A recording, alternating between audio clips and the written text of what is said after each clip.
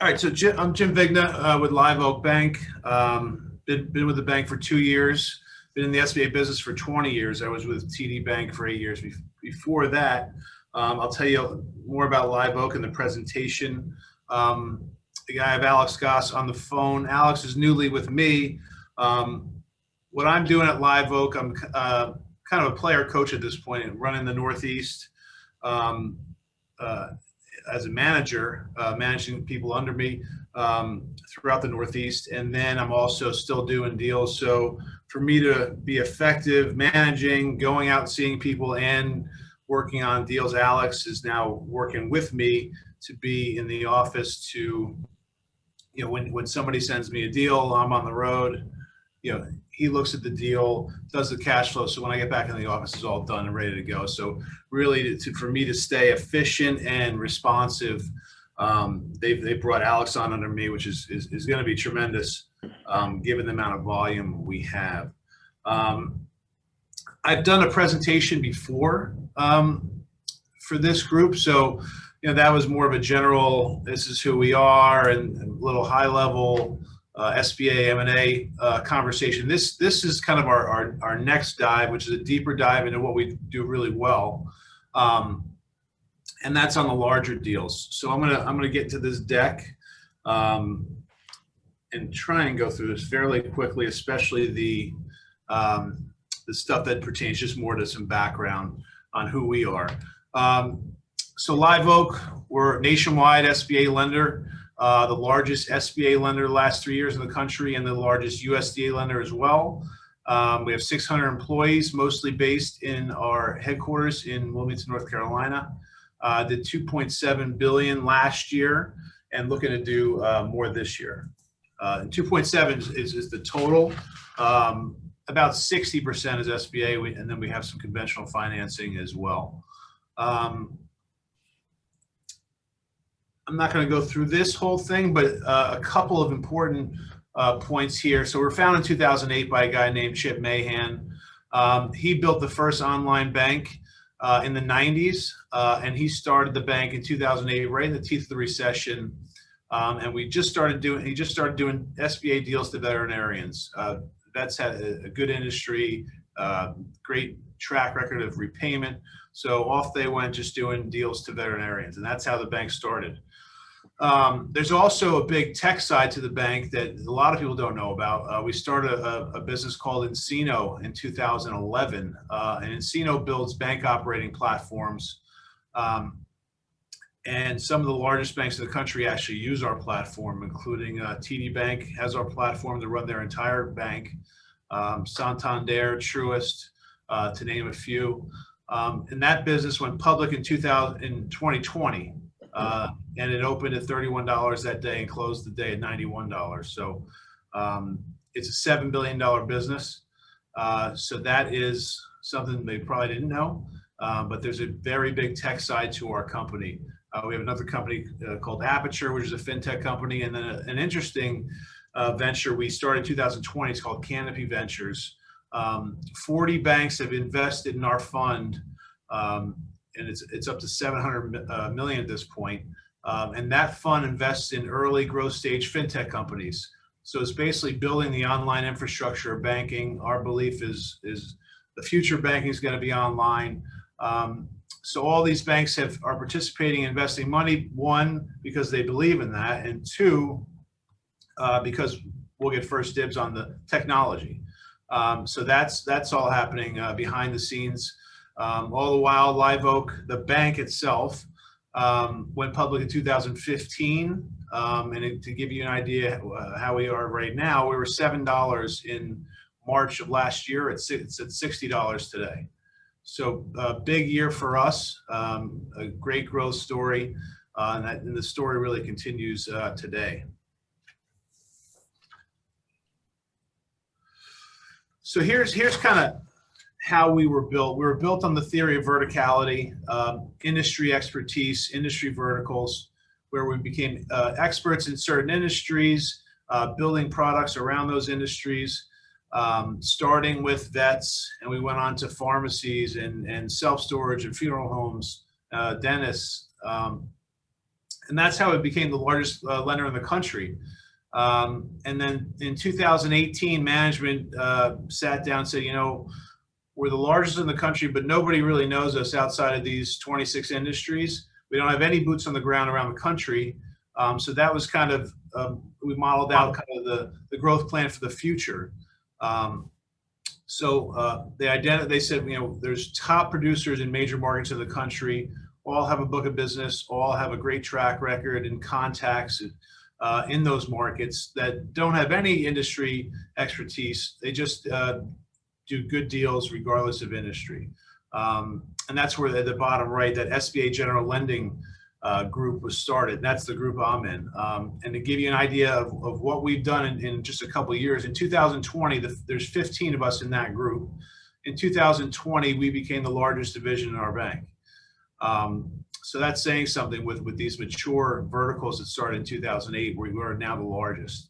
And if you just took the 15 of us and removed us from the bank, the 15 of us alone would be a top 10 SBA lender in the country.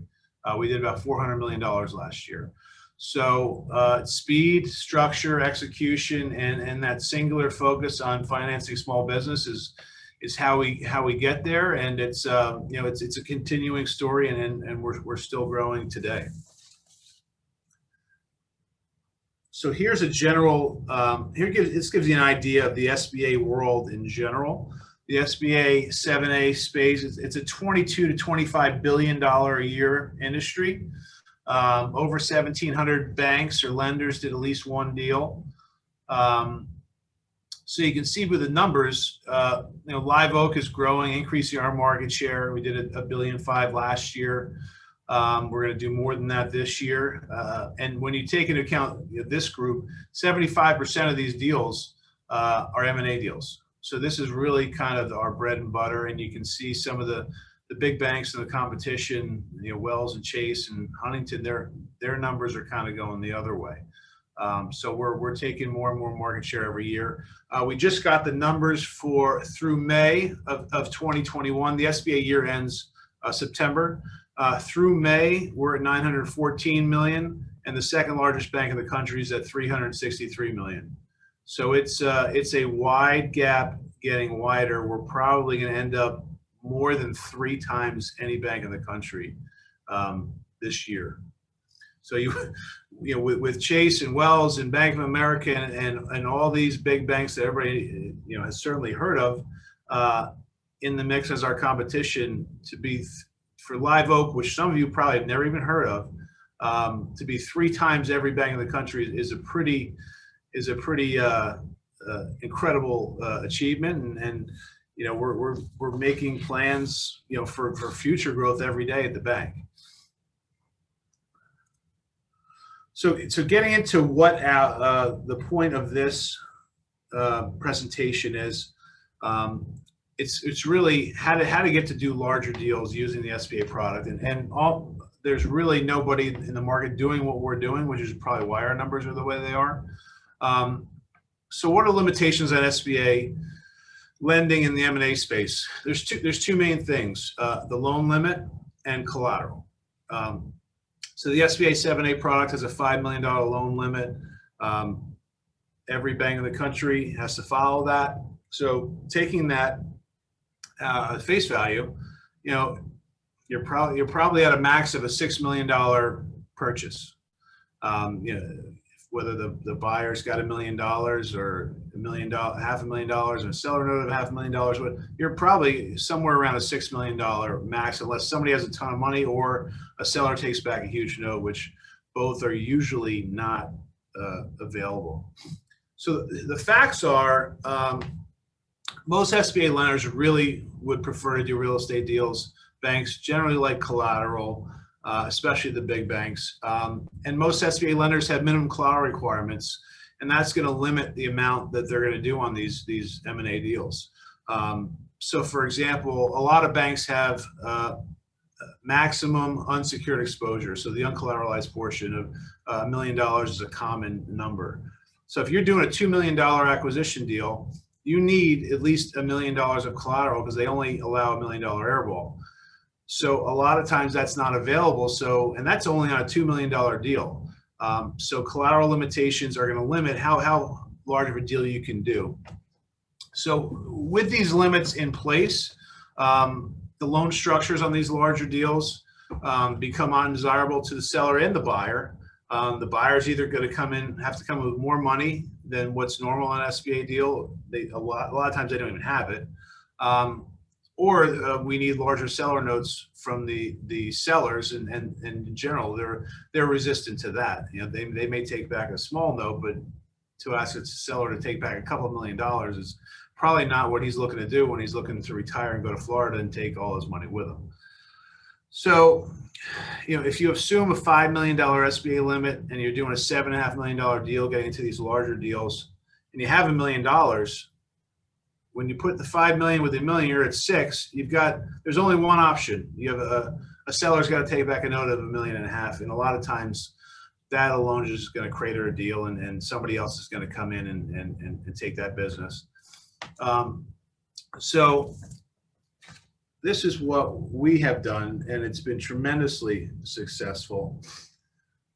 We have a solution. We created a product that allows us, one, to get to larger loan amounts, and two, we have no minimum collateral requirements.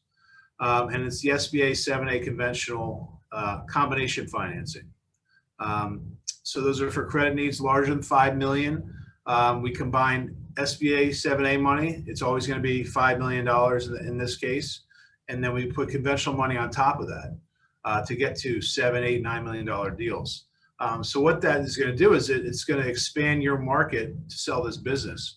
More buyers will qualify on the larger deals. It makes financing more accessible. So on $6 to $12 million deals, we're now venturing from the small to small middle market companies.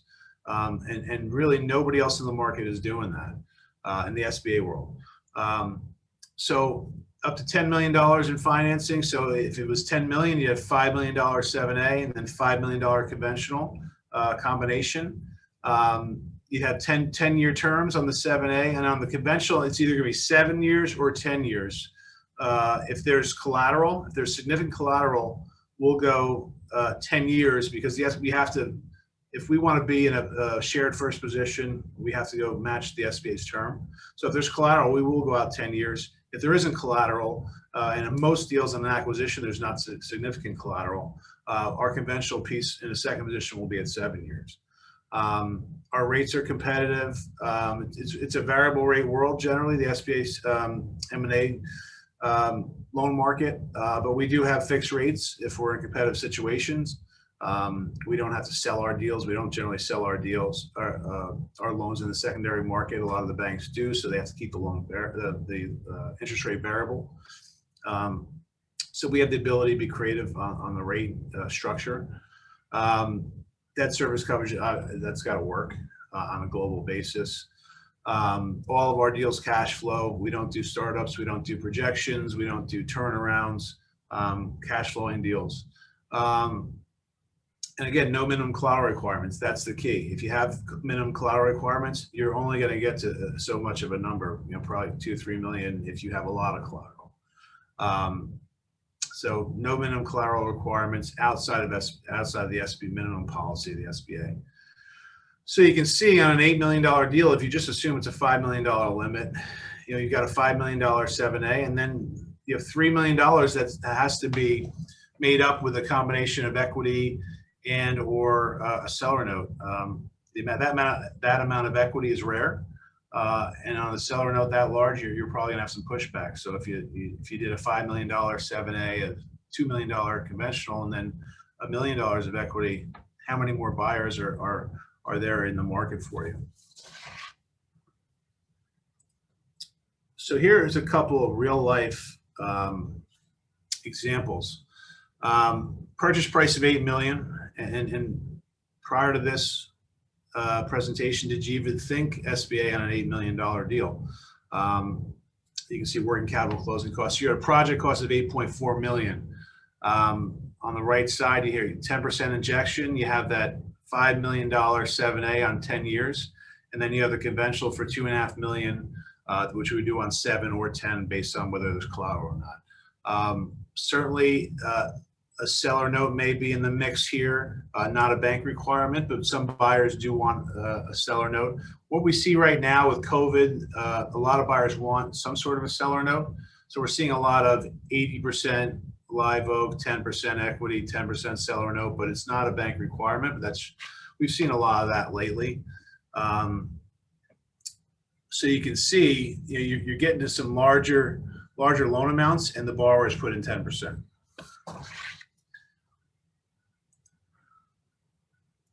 So here's a deal where real estate is involved. So you're buying a business with the real estate. The business is at 5.6 million. Real estate's $1.2 million. Working capital, closing costs, you're at a $7.1 million project cost. Again, 10% in, $5 million 7A. Here you can do a 12-year term because you have real estate involved. So you blend the 25 years for real estate, 10 years for the business acquisition, you get to 12 years. And if the real estate is larger than the business acquisition, you can do a 25-year deal on the entire thing, which really makes the cash flow look good. And then you have the $1.4 million conventional. Again, if there's a real estate deal, we'll probably do a 12-year pari passu because we have collateral. So we do a 12-year term on the second as well. So that's another scenario. Hey, Jim, in that case, can you, if the real estate, let's say in this particular scenario, you mentioned the real estate, I have a deal right now I'm working on where the business is actually around 5 million, but the real estate is about 8 million in value, which goes beyond your 10 to 12 million dollar limits. How would you handle a loan in that particular scenario? On that deal, we would do a 7A on the business, and they would do a 504. SBA 504 on the real estate. And you can defer any equity that the buyer would normally inject in the business and have them use that collateral towards the real estate down payment on the 504. They've got to put down 10% on both. Got it. Okay.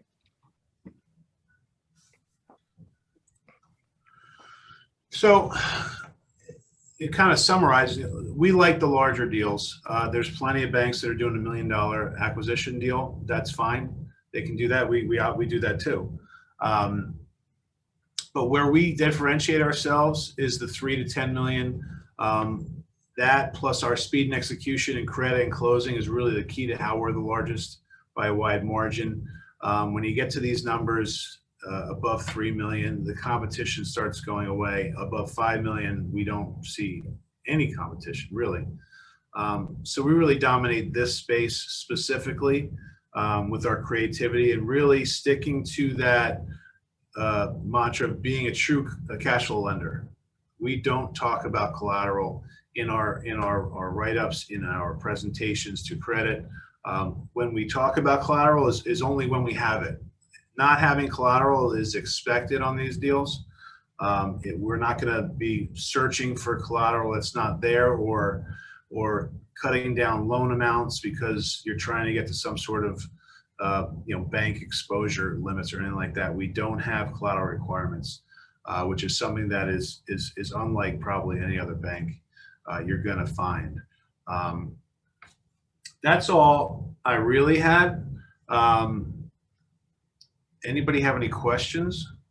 Yeah, Jim, it's Ken. How are you? Good. So one of the challenges I've had with SBA and M&A transactions on occasion is valuation. How now, by SBA law, they need to stick to the purchase price needs to stick to the valuation. Less than the 10% that the owner is going to put down. So if it goes over the valuation, the buyer needs to come up with the difference in the money, or they won't close. Are there creative ways around that? Yeah, that is not SBA policy. If it comes in less, I think we have a bridge of about 10% that we can work with before we really need more money. So that's not, that may, there's there's a lot of misnomers out there because there is SBA SOP policy that every bank in the country's got to follow. And then every bank has an overriding credit policy that they have, which limits it limits them to what they're targeting, what kind of deals they want to do, real estate deals. On M&A deals, somebody else may want 25% down as their minimum, but the SBA policy is 10%. Somebody may say that business valuation has to match at least the purchase price, but that's their policy. So a lot of people get SBA policy and somebody's bank policy mixed up. Okay, so Live Oak doesn't have a policy like that. If I have a valuation on a company of $8 million, and the purchaser is paying $9 million for the company, Live Oak is open to looking at the difference, or are they going to make the owner, So you have buyer come up with that extra million? You got $1 million difference, and it sounds like a difference of what, 13%, whatever it is. Right. Yeah, I just made up a random numbers. Yeah. So he may have to make up a piece of it, but he doesn't have to go all the way to the difference. Got it. You'll give him the 10%. Yeah. I mean, we might ask him why do you think it's worth what you're paying? I figured that question is going to come up. You know, but a lot of, somebody, it may be a strategic acquisitions where, you know what, this thing is just worth more to me than anybody else. Yeah, well, that's the thing, is sometimes you wind up with a seller who's not quite as reasonable, but the opportunity for the buyer is still worth it. Right. And kind of have to figure that out. Yeah. What I'd say, one thing we're good at is being reasonable, reasoning through certain situations, and not, we talk in the bank about, we have guidance. We don't really talk about credit policy. We talk about, this is the guidance. This is the box we'd like to be in. Some things may stretch the box, but if it makes sense, we're still going to want to do it. So that type of mentality is not, I've been to a big bank with a big bank. That's not the big bank mentality. It's more of a tight, finite box. If you're out of it, we're not going to do it. We're more of let's reason through this. Let's figure out a way to get it done for whatever the circumstance.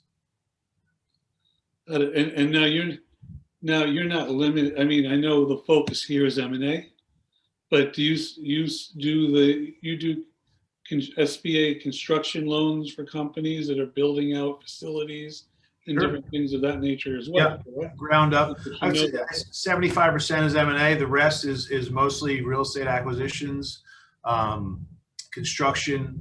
We'll use the 7A product for real estate, and we'll do 100% financing on that, including construction and closing. What about build out in rented facilities? Yeah, we'll do that too. We'll do that as well, correct? Yep. Yeah, we want to stay certainly above 750,000. Right, of course. No, I'm talking about a larger facility. Yeah. Jim, I have a question for you. I am looking to get into the real estate aspect of rental, as I stated earlier, and I'm looking to acquisition of real estate property, and I'm looking to start like right about 5 million. How much money I need to bring to the table to start to be considered, for the loan? Our real estate products are for owner-occupied real estate only. We don't do any investment real estate. Oh, okay. No apartment, no multifamily, nothing. Okay. No, that's an SBA thing. SBA doesn't do real estate. Okay. But there's some ways around that, right, Jim? What would that be? The way around it is to go to a bank that does investment real estate deals. Right. All righty. You need to occupy 51% of the space. Right. Okay. Correct. All right. So that's a good strategy. That I can do too, because I am looking at, apart from just providing housing, I could do like counseling, I can do credit repairs and all of that. So that could be in the building. Yes, as long Yeah, as you could- as long as you have an entity and you write a lease. Yeah, you could just mixed use property. Mhm. Yes, okay, great.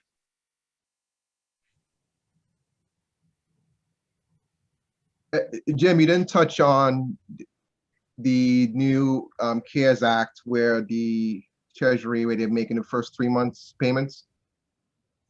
Yeah, so that's still in effect. So it's kind of the second wave. The two major things are the SBA fees are usually 2.6% of the loan amount. So if you're doing a $5 million deal, the SBA fee is $138,000. It's zero through the end of September or until money runs out. We'll see what comes first. And anybody who closes an SBA deal, your first 3 payments, you get $9,000 for giving off your first 3 payments. So that's another $27,000. So if you're doing a $5 million deal, you're getting benefits in excess of $160,000. Again, that expires September 30th, which is the SBA year end. But volume's pretty good. We're starting to hear that money may run out before then. So we're kind of telling people that are thinking about 9/30 and kind of have a transaction pending to start moving fast. And that makes a big difference, folks, for particularly with the 7A, because it's all about working capital. So if I just had a $2 million deal go through, and we were able to save about $100,000 in payments and fees, and that really helped on top of all the other working capital that this guy needed. So definitely makes a big difference. So take advantage of it if you can, and give Jim a call.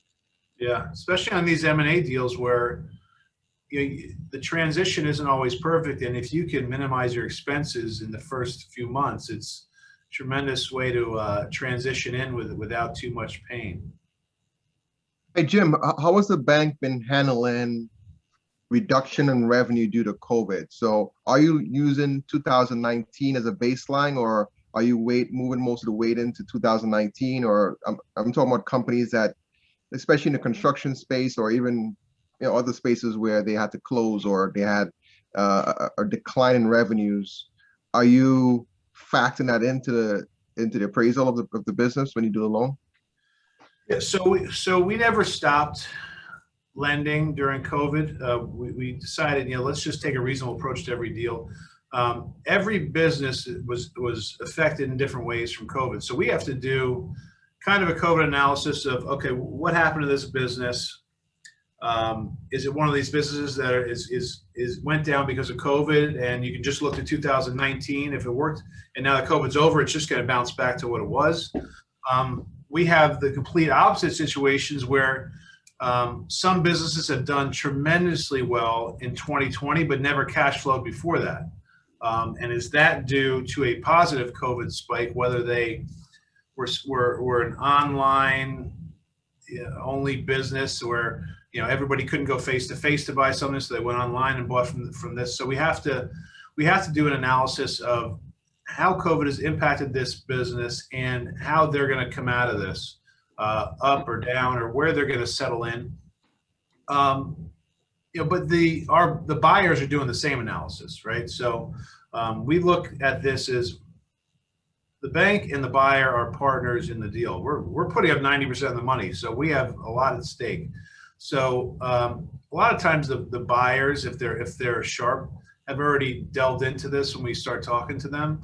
But yeah, we do kind of a COVID analysis. We have a questionnaire. How did COVID affect you? And then sometimes we might ask for monthly statements to see, okay, they went down in COVID, but you can see that progression back to where they were before. And then you mentioned construction, something we're dealing with in construction. This is a real estate deal, not necessarily a construction company. I don't know if anybody's seen what's happened to the price of wood and steel. So we're doing all these construction deals, and the price is fluctuating significantly. So we're being careful with that and making sure people are have a real tight budget on construction, because the cost of lumber has tripled, steel is way up, so construction's having some issues. The construction market and people trying to build things are it's costing a lot more money than they thought, and we're trying to avoid closing and then having to fund the deal, fund another few $100,000, another $1 million on a deal that was this, missed on the budget. We have a 10% contingency in there, but sometimes that gets eaten up pretty quickly with these fluctuations.